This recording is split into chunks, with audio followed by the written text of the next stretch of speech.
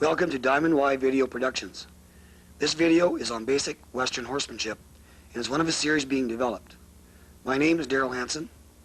I have broke, trained, and shown horses most of my life, and I will be doing the demonstrating. The professional consultant for this video is Darrell Hansen, Master Equestrian, International Judge, and International Trainer. I would now like to introduce Don to say a few words before we start into the video. Thank you, Darrell. It gives me great pleasure to be associated with this type of video. To me, there is no greater satisfaction than training and working with your own horse. The handling techniques used in this video have been selected specifically in an attempt to simplify horsemanship for the novice person. I have observed over the past 40 years or more working with horses and students that an affordable alternative or supplement to professional horsemanship lessons has been needed in the horse industry.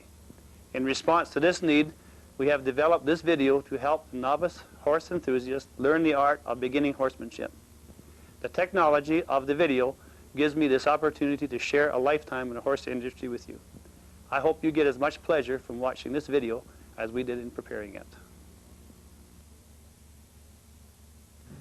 Okay, now we're coming to the part of the video on haltering your horse. Remember when you first catch your horse, you take your halter shank and put it around their neck. Reason being is that you've got control, they go to pull away. Slip it around the neck. You take your halter, hold it by the noseband, reach over top of your horse, put it in, bring it over top,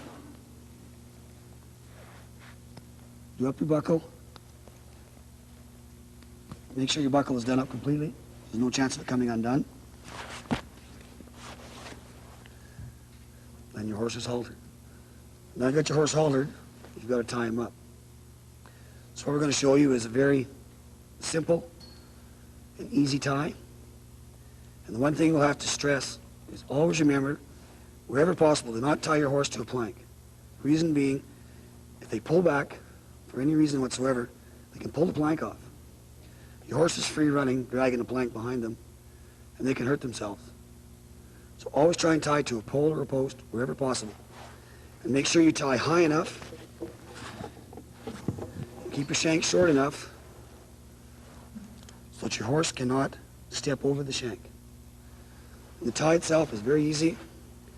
Take the two here, you take your left hand, come under, come over the top, pull the loop through the hole. Tighten it up, make sure you slide your knot up tight to the post. Take the end of your shank and put it through the loop. The reason being, if your horse happens to pull on this, they could untie themselves. And the reason we use this knot is you take this out, all you've got to do is give it one pull, and your horse is free. So it's not only a simple knot, it's also got a safety feature to it for a quick release if you have to do it.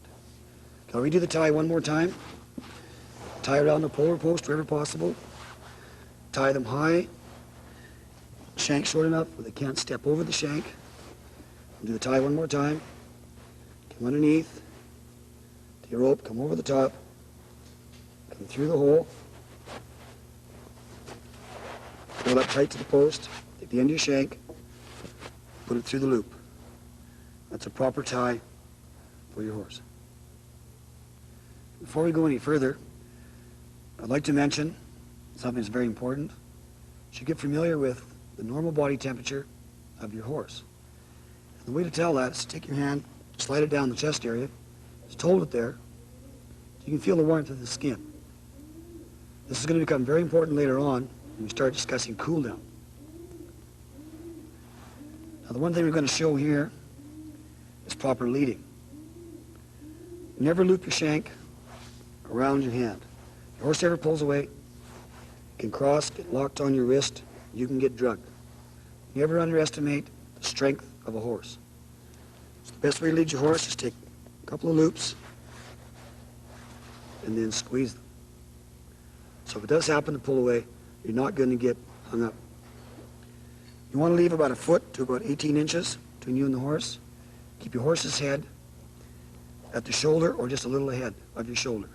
The reason you want your horse beside you is if they're walking behind you and they get spooked or scared and they jump, they're going to jump on top of you. So you want them beside you where you know where they are at all times. Now to lead them, you just gotta push them and keep them right up the shoulder. It's the proper lead, the safest lead. And whoa.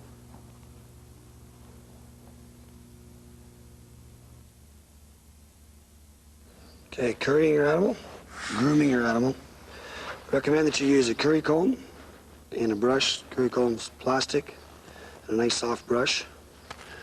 The way to start to curry your horse is you brush first, you comb behind, start at the neck, and make sure you follow the lay of the hair on your horse. Follow through in a motion like this. Remember to get it nice and tight and close. Down on the forearm, down onto the front knee. Make sure you switch. Stay in close. Brush your horse right down. Start up here, go across the back.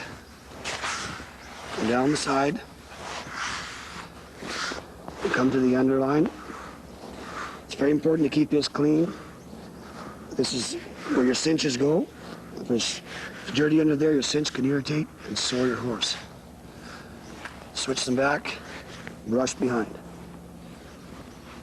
And come across over the loin, the hip.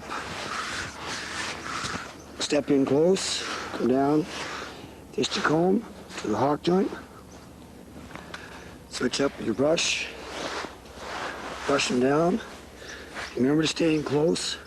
The reason being, if your animal does happen to go to kick, the closer you stay in, the least damage they can do to you, because a lot of the force is transferred in as a pushing motion to push you away. The farther you're away, they decide to kick, the more you're apt to get hurt. So stay in close. When you're going to do the other side of your horse, make sure, stay close. You walk around behind, put your hand on top, so your horse already knows where you're at. Always stay close. Come around, nice and close.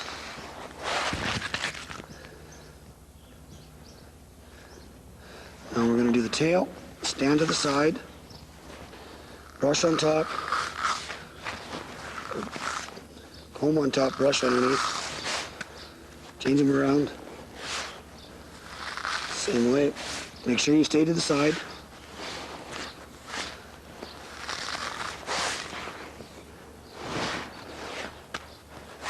And your animal is groomed. Okay, we've come to another point in the grooming of your horse, and that's cleaning the feet. Your feet should be cleaned before and after you ride. The simple reason is you get any foreign objects in the foot, you can have a lame horse. We feel this is one of the safer methods to pick up your horse's feet. Step in close, reach down, pick up the foot, and you can kneel down and just rest the horse's leg on yours for support. Now we'll do a close-up of the actual cleaning of the foot and explain a little bit about the foot itself. Okay, what we usually use is a hoof pick. This is it right here. It's fairly blunt. It's made for cleaning the feet. What you do is clean the foot away from yourself. The simple fact is, if you come this way and you happen to slip, you may hurt yourself. So clean away. Make sure that you clean the foot real good, because this part of the foot is the sole. If you get a rock in there, you can bruise the sole, and you'll have a lame horse. This part of the foot is called frog. That's the blood pump for the foot. There again, if you get a rock stuck in your frog, your horse will be lame immediately. So ensure you've got clean feet. Remember now, when we're going to set the foot down, now we've cleaned it, always set it down. Do not drop the foot. By dropping the foot, you'll get your horse. You will not want their feet picked up. So stand, hold the foot, and set it down. Okay, now we've cleaned the front foot. Now we've got to come and clean the hind foot of your horse.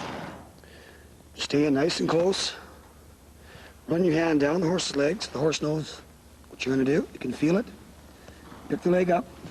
The difference between the front leg and the back leg is you reach out, stretch the hind leg out, rest the horse's leg on yours for support.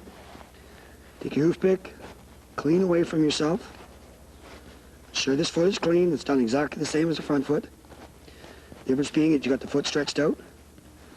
When you're done cleaning, again, make sure you set the foot down. Do not drop it. It's very important that you clean your horse's feet before and after every ride.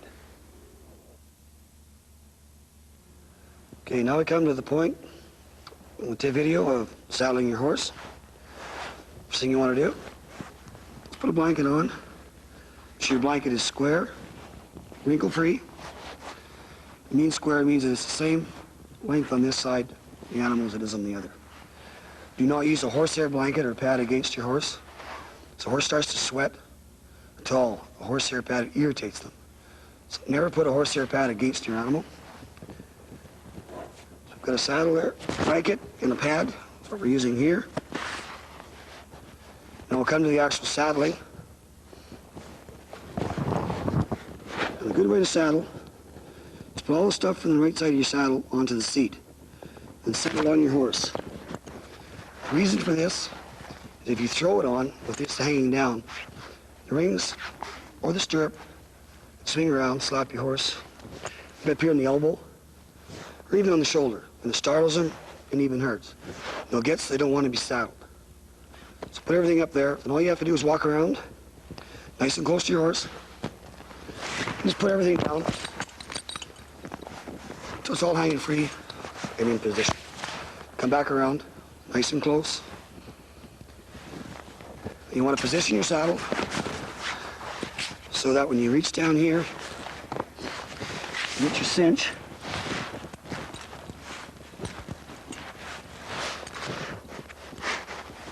That your cinch isn't too far ahead. If the saddle's too far ahead, your cinch will be up here. You can soar your horse.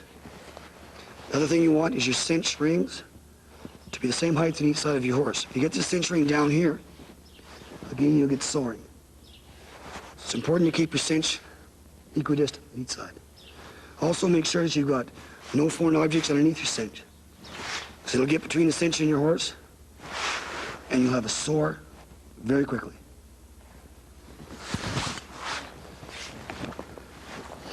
Now we got a piece of tack here. It's called a running martingale. And this goes on very easily. This just goes around the neck.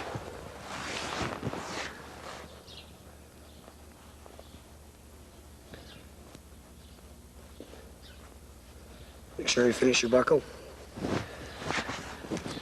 And you'll see there's a loop on the end here. This is what your cinch passes through. And these are where your reins will pass through. And I'll explain the usage of this when we come to bridling. Come through here. Take your cinch, pass it through. Running martingale. We'll take this, it's called your latigo strap. It goes from your rigging down through your cinch ring. Make sure you pass your latigo strap through twice. Down twice. And you'll see here now we've come through twice. Some cinches have a tongue on the ring like this, which can go in a hole in your latigo strap to hold your saddle on. But if you have a cinch without this tongue, or not enough holes punched in your latigo strap, we have another tie that you can use, which will ensure your saddle will not fall off. So you take the end of your strap, come back up through your rigging here, go from the top, down, come underneath. Take the end of your strap again, come around, go back up, your rigging ring, come back through there. All you've got to do then is tighten this one, and you've got a tie. Your saddle will never come off. And remember, never tighten your cinch up real tight when you first saddle your horse. Just tighten it up enough so your saddle will stay on.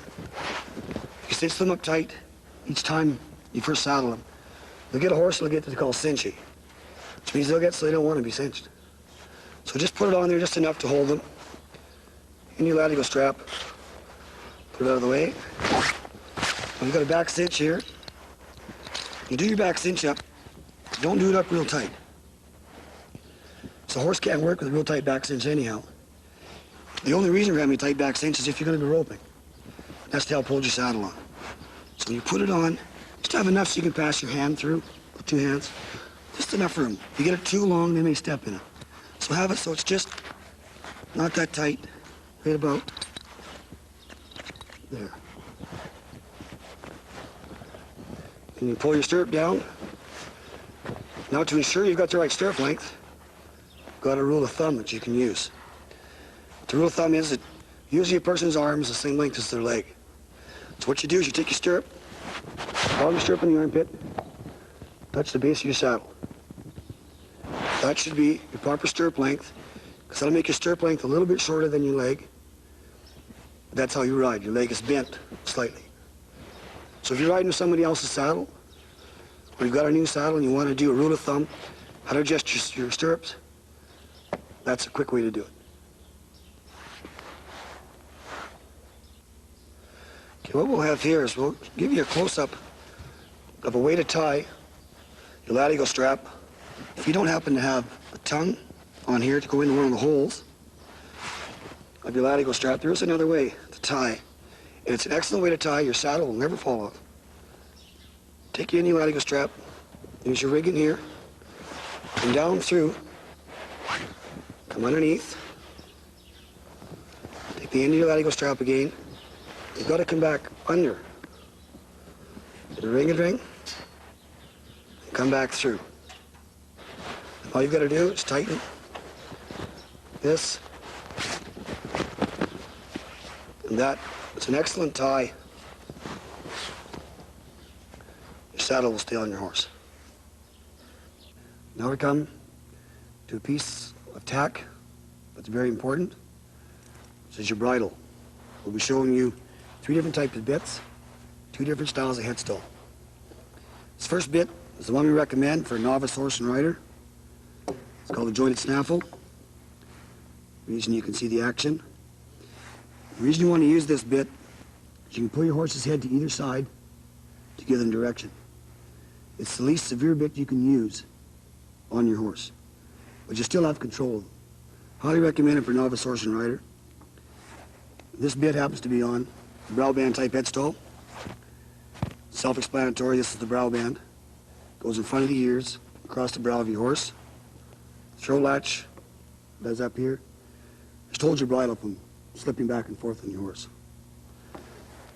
Joint snaffle, highly recommended for novice horse and rider. We'll go to another bit, which is also snaffle, jointed snaffle. This one is a wire snaffle.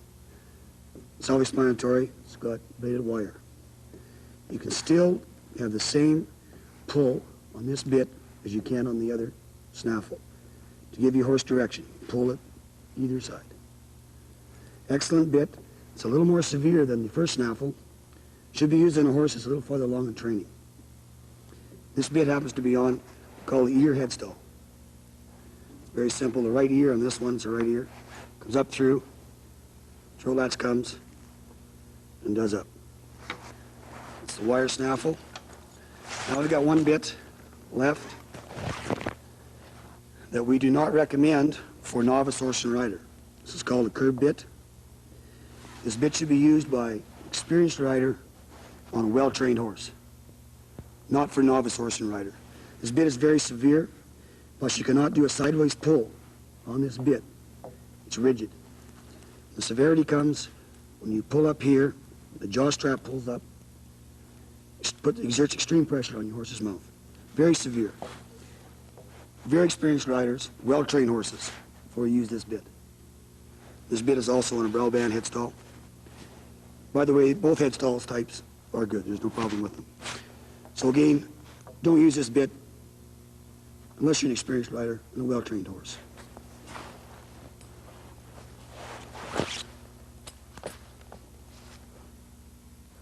Okay, now we're going to come to the bridling of your horse. Remember to untie your horse. All you've got to do is just slip your halter off like this. Just untie it. Slip your halter off back on the neck. The reason you want that on there is if your horse happens to want to pull away on you, all you've got to do is just reach down here. You still got control of the horse. It's best to carry your bridle. Bridling from this side, carry the bridle on your arm. Come up, so you reach your hand over top. Grab the bit, both fingers. Now put your thumb, one finger in the mouth, put your thumb against the tongue. What happens, that makes the horse open their mouth. Put your bridle on like so. This is the brow band type. And we've got throat latch strap. Make sure your bridle stays on. Now we're going to show you the proper length. This means just how the bit's in the horse's mouth. The bit should just start to pull the corner of the mouth.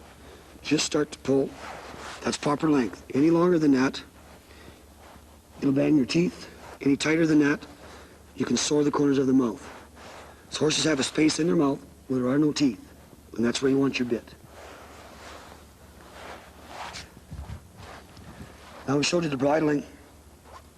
Now let's leave the halter on here, but when you're done, you can take this right off, of course. Now you're going to unbridle your horse. Same thing. Got your halter here. One way you can do it is take your halter back on. Like this. That's just to hold him. Drop your throat latch. You take the bridle off. Make sure that you not jerk it out of the horse's mouth. Let the horse spit the bit out. Otherwise, they can bang your teeth and chip them. All you have to do with your halter, again, is just here, over the top, back through. Make sure that you do up your buckle. Your horse is ready to be retied. One more point we should bring up before we go on any farther. It's for anybody who is living in the part of the country where you get snow and it gets cold. Make sure that you warm the bit up before you put it in your horse's mouth. Just hold it in the palm of your hand, blow on it, get the chill off it. Because you know yourself, if you put your tongue on cold metal in the winter, it sticks to it. It'll do the same thing to your horse's mouth. So make sure you warm your bit up. It'll make your horse a lot easier to bridle too. They won't want some ice cold put in their mouth every time they see you. And they'll get some, it'll be a real problem. So just ensure it's warm before bridling. Previously, I had mentioned the running martingale. And I'll show you the proper fit of the martingale. Make sure that your ring here comes up to about the throat latch. And about there, it's perfect. If it's too long or too short, you can lengthen or shorten it. Where your cinch passes through is a loop on the buckle on. All you have to do is just lengthen or shorten right there. And that'll give it up here. So close to the throat latch. The usage of it was take the rein, take a rein and pass it through the ring. The other rein the same way. Another check to know that you've got proper length of your martingale. Just be able to draw a straight line from your bit to the ring, back up to where you're going to be holding the reins. That is a proper fit. Under normal riding conditions, your martingale does not come into play. And does not interfere in any way with the action of your horse. If your horse raises their head too high, that's when the martingale will come into play. It acts as a pulley, forcing the reins into a downward pull.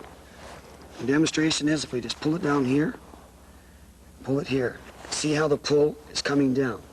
As soon as your horse drops his head, the martingale releases. So it encourages your animal to drop their head.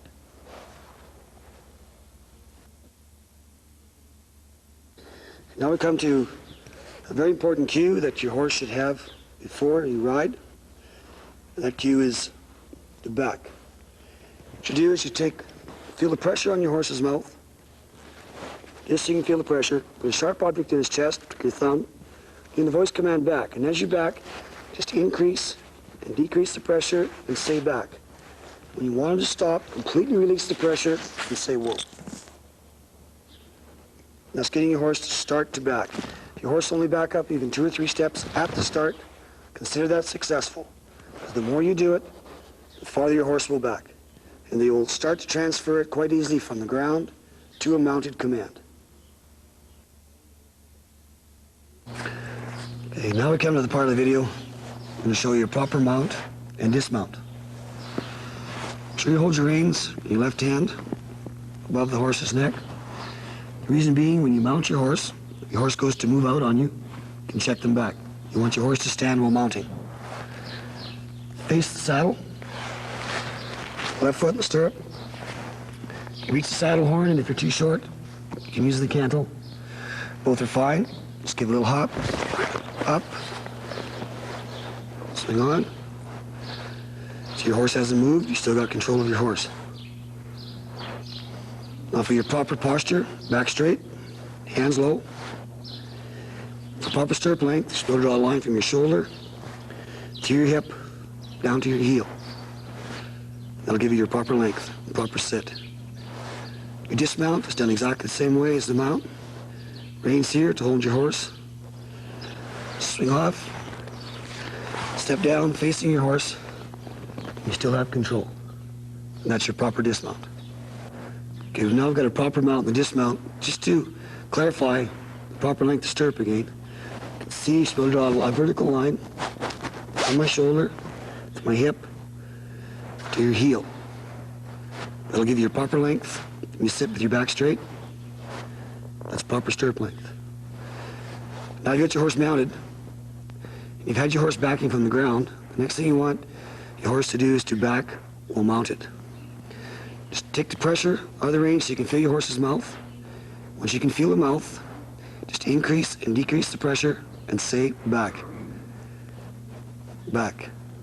Whoa. When you say whoa, release the pressure off of the bit. If your horse only backs up 1 or 2 steps, first time when you're mounted, that's fine. The more times you do it, the more steps your horse will take. So consider the first time 1 or 2 steps a success, and leave your horse and go on to something else. Okay, now we've got your horse to back, and you're mounted. One thing we'll be talking a lot of on the action part of this video is called the pull and release method. And what that is you just take your reins, pick up the slack in the mouth, and just tuck your horse and release. And you'll see your horse will start to give right away. So it's always a pull and release. Do not have a steady pull in the rein or your horse will start to fight his mouth. Just pull, release. So just feel the mouth, increase the pressure, and then release the pressure. You find your horse will start giving immediately, whichever direction you want to move your horse. It's very important to use this pull and release method throughout the rest of this video. Okay, now we come to the part of the video of moving your horse out. And one important thing to remember is that when you mount your horse, do not always ride your horse straight away. What happens is your horse will start to anticipate you, and they'll start to walk away before you're even fully in the saddle. So the way that you can solve that is to turn your horse each time you mount them for you to move them out. That way your horse will stand and wait for you to give them the command to move because they don't know which direction you're going to go. And it's very simple. You just pick up the reins, you turn them, this way is to the left, squeeze the heels, turn them, and move them out. And whoa, and release. Very important to turn your horse different directions each time you mount, because your horse will then stand each time you mount them and wait for your command to move out in which direction that you want to go.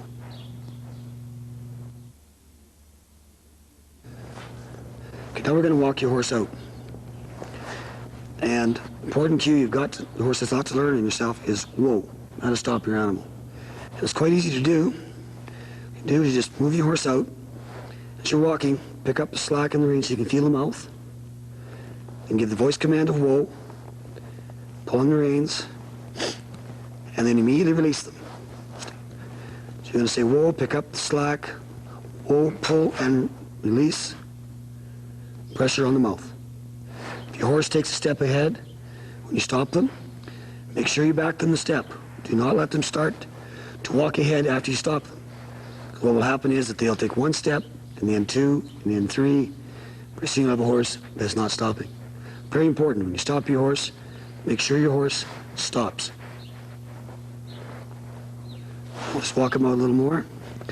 So tuck, pick up the slack, say whoa, increase the pressure, and then release the mouth. And you can repeat this step as many times as necessary until your horse stops. Whoa is one of the most important cues, probably the most important cue that your horse will ever learn. If nothing else, for safety. Because you want your horse to be able to stop when you tell him to stop. So work on the stop. Make sure your horse has got to stop, especially before you start going on to faster and faster work.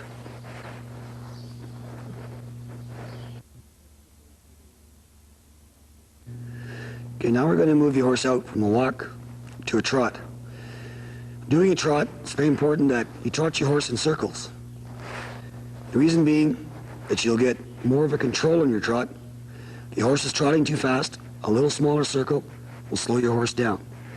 We'll also be showing you a stop from the trot and also to break him back to a walk and a stop again.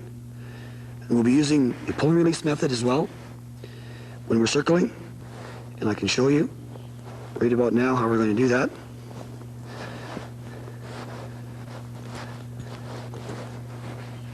Now just tuck her this way, and we'll be doing the same on the other rein. We're walking, now we'll get the voice command of trot. Squeeze with your heels and trot. If your horse is going to trot too fast, pull and release the inside rein to give a controlled trot. If your horse is trotting too fast, a little smaller circle. You should be riding with no pressure on your horse's mouth. Once you pull it around, now we're going to stop and pick up the slack. Whoa. And back. And whoa. This bear step one step ahead. Always remember, back them up that step. Now we'll do it from a trot to a walk and the stop. And all you do is just check them back from the trot to the walk. Just pick up the pressure in the reins. You can feel the mouth. Increase and decrease the pressure. And check your horse back to a walk. Now we'll give a voice command of trot. Squeeze them with your heels. Voice command, trot. Pull and release. Inside rein. Outside rein, should be no pressure on the mouth. Now we're going to pick up the slack. Check your horse to a walk. And now we're going to stop. Slack up. Whoa. Make sure when they stop, there's no pressure on the mouth. Now we're going to go into the cantering part. The first thing you have to learn is to cue your horse. Your horse has either got a right lead or a left lead. And the way to tell that is if you're watching your horse canter, one set of legs will be striding a little bit ahead of the other set of legs. So the right legs are striding ahead of the left legs. The horse is in a right lead. And the same, of course, for the left side. And to cue your horse for a canter, so we're going from a walk to a trot to a canter, you just tuck the head slightly to the left, and this will be for the right lead. Slightly to the left, touch them with your left heel, and your horse will move away from pressure. When they do that, they'll start moving sideways to the right, freeze up the right shoulder, and they'll pick up a right lead. And the way to tell if you're in the proper lead when you're riding them, you just peek over the front of the saddle at the shoulders when your horse is cantering. Whichever shoulder is striding ahead of the other one, that's the lead you're in. So if you look down, your right front shoulder is striding ahead of the left front shoulder, you know you're in the right lead. If you're turning to the right, that's the lead you want to be in. If the horse is in the other lead, then we'll have to check them back and redo it.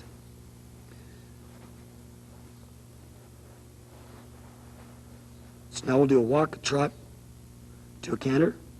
Then a canter, we'll break them back to a trot and a whoa. And then we'll do a walk, a trot, a canter, break them back to a trot, to a walk, and then a whoa. We don't recommend that you do a whoa at a canter at this level. There's a lot of timing involved, a lot more training involved. So we recommend that you break them back from a canter to a trot or to a walk, and then stop them. Okay, now we're going to take the horse from a walk to a trot to a canter. I've already explained the cues. Left foot, left rein uses the right side. Same the other way. We'll do a walk, trot, canter, and we'll break her back to a trot, to a walk, and then a stop. We don't recommend stopping at a canter at this point in your training. There's a lot involved. Timing, better trained horse, better trained rider. So break them back. So we'll do a walk, trot, canter, break her back. I'll show you that right now. Start at a walk, no pressure on the mouth. Squeeze with your feet, get the voice command of trot. Tuck your horse. Keep her in the circle.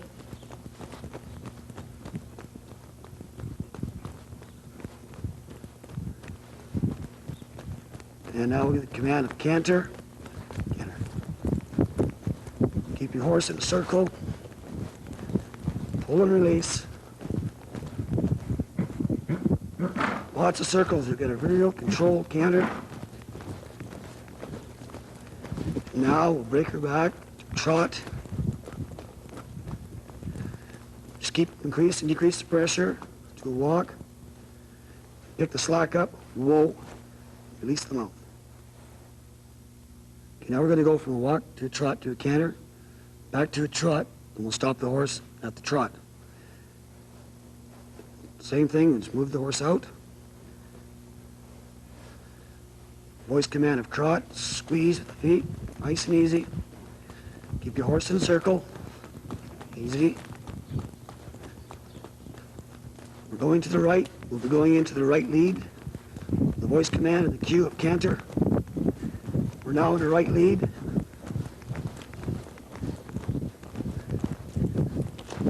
Now we're going to check our horse back to a trot, which is pull and release on the reins. And whoa. Now we're going to go into a left lead canter. We'll walk to a trot to a canter. We'll check the horse back to a trot, to a walk, and then to a stop. And make sure you do lots of circles. The more circles, the better. Get better control of your horse, and better control canter. And by riding him in circles, using the pull and release method, keeps your horse under control. You're not hanging onto your horse's mouth. Hanging on your mouth means steady pressure. If you not have steady pressure on the horse's mouth, they'll start to fight you. Now we'll give a voice command of trot, squeeze the heels, and trot. Keep her in circles.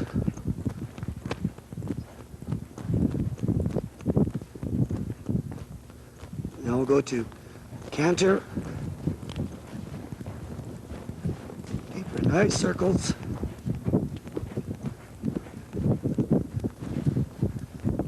Now we'll break the horse back very gently. Trot, which is just picking up the pressure on the reins and releasing them.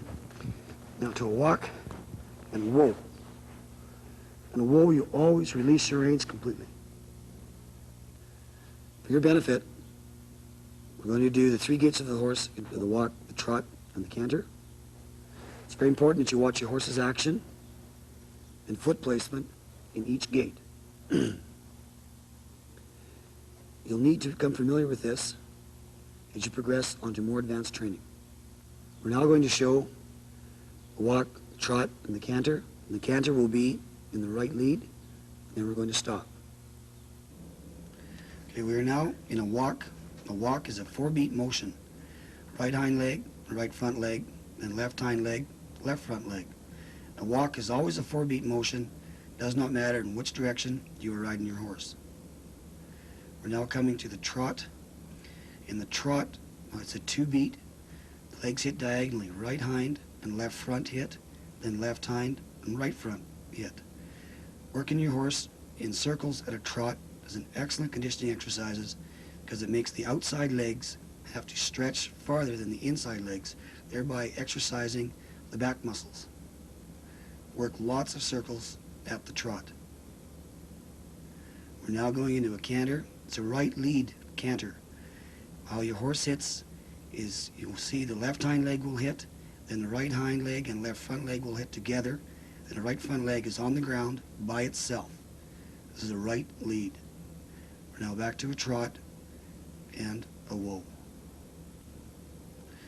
Okay, we're now going to be walking the horse and trotting and doing a canter in the left lead.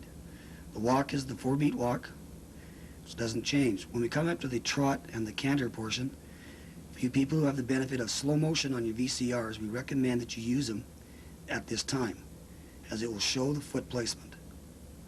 We're now walking the arena. We'll be going to a trot shortly. And a trot in either direction is still a 2-beat, where the legs hit diagonally. The right hind, left front, the left hind, right front. Excellent conditioning exercise. Okay, we're now going to be cueing the horse into a left lead canter. In the left lead canter, the way your foot placement is, the right hind leg hits first, then left hind, right front hit together, then the left front leg is on the ground by itself. That's a 3-beat canter, a proper canter.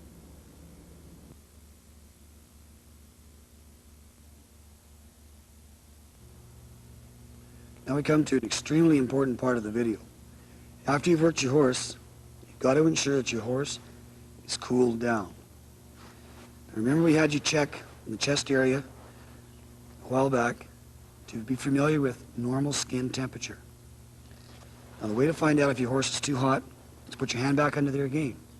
And if it feels hotter than it did originally, your horse is too warm to be unsaddled. Unsaddle a horse when they're hot. You can get blistering, scalding.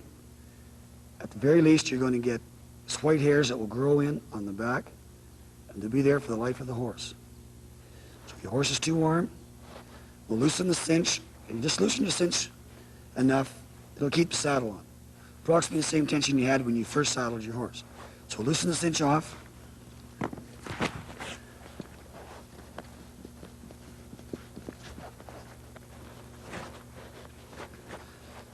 You can see, I can put my hand under it. I still tight enough to hold the saddle on. And when you lead your horse to cool him out, remember, hold the reins the same as you do when you lead him with a halter. Just lead the same way. We recommend that you walk your horse to cool him. I mean by walking, I mean to lead them, to cool them out. It may take 5 minutes. It may take an hour. Keep checking in the chest area. Once it feels skin temperature warm in here, the way it was originally, the last check you have to do, very important, is reach up under the back of your saddle, slide your hand up under the saddle, and feel the temperature there. It should feel the same as the temperature in the chest. If it is, that is your final test. It means your horse is cool enough to be unsaddled. Remember, one very important thing. If your horse is hot, do not water or feed your horse. You can do physical damage to them that is irreparable. So remember, cool down, check here. Final check is under the saddle. And keep walking them if they're warm. They will cool down. Never unsaddle them when they're hot. Okay, now you've finished working your horse. You've got your horse cooled out, done all the checks. You have to unsaddle the horse. Just put your stirrup up here out of the way. Remember, if you've got a saddle with 2 cinches, front and back cinch, always undo your back cinch first. The reason being, you take the front cinch off first. Sometimes you forget about this one, and you go to pull the saddle, you're still tied up. Just make sure you do your back cinch first. Come to your front cinch. Take it off. Now we'll just let it go strap around your horn, get it out of the way. Stirrup out of the way. Remember, you're still tied up to the running martingale. It's fastened to your cinch. Make sure you undo that. Everything has to be free. Now what we've got to do, take the saddle off, is to remember, pick your saddle up, swing it, pull it to the back, and then swing it up. The reason is you want to go with the lay of the hair. When you swing it this way, it should actually come around over here. So just pick it up, run your hand underneath to catch both the blanket and the pad. You got it. Now just swing it, right off. Your horse is unsaddled. The last thing you got to remember to take off Is you running martingale? The horse is ready for a drink of water, some feed, and turn back out to pasture.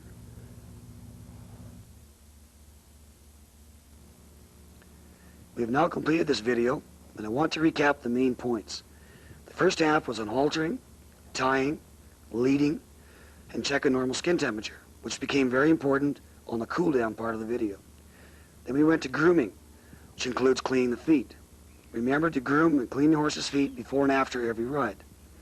Then we discussed bit types, saddling, bridling, stirrup length. Remember the martingale. It's designed to give your horse lower head carriage, which is usually desirable.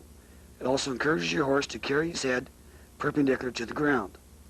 The reason the curb bit is used in a well-trained horse is because it will transfer subtle cues more clearly than a snaffle bit will. The curb should only be used by an experienced rider on a well-trained horse. Make sure you follow these basic steps each time you ride your horse. One point I'd like to make is a tip on how to make your horse easier to catch. After you catch your horse and let him back to the corral, or wherever you tie him up, give him a feed of oats. Don't use oats to catch him, because you'll get your horse so that you expect to get oats to get caught. It's a bad habit. After working your horse, another feed of oats is suggested. The last thing you want your horse to remember after working is a good feed and a good grooming, as they enjoy both. Make sure you warm your horse up before hard work. They need to be loosened up just like yourself before exercising. Riding your horse at a walk for approximately 10 to 15 minutes should be sufficient. The second half was on backing from the ground and backing well mounted. Then we did a proper mount and a dismount. Proper posture well mounted. Then we moved your horse out. Remember, do not ride your horse straight ahead every time you mount him. Then we discussed pull and release. Don't hang on your horse's mouth. Then the stop. It's very important. Feel the horse's mouth, then initiate the stop. Don't jerk. We showed the three main gaits of your horse and how to control them. The walk, trot, and canter. In Western terminology, it's walk, jog, and lope. Then we discussed cool down. Very important. Always check your horse after riding. Before you unsaddle, feed, or water. You and your horse should know each step well before moving on to the next step. You have to understand that each horse is an individual, just like yourself. Some horses learn faster than others. Make sure you give your horse and yourself plenty of time to acquire the knowledge and skills in this video. We have included as much information as time would allow. Because the volume of knowledge necessary for good horsemanship is so large, we do encourage professional riding lessons where possible. We recommend you do a review every time you ride before going on to something new. The average attention span of a horse is approximately 20 minutes. Work your horse on the new lesson for 10 to 15 minutes. Once you've worked your horse, go for a pleasure ride. Your horse will enjoy the ride as much as you. And remember, when riding towards home, do not run your horse the last half to quarter of a mile, as they'll get so they'll want to run home every time, creating a serious control problem. What we've shown you in this video is to properly handle and gain control of your horse. It's a pleasure to ride a horse that you have full confidence in, and it doesn't matter if it's a trail ride, camp out, or just a pleasure ride. Welcome to the wonderful world of horses.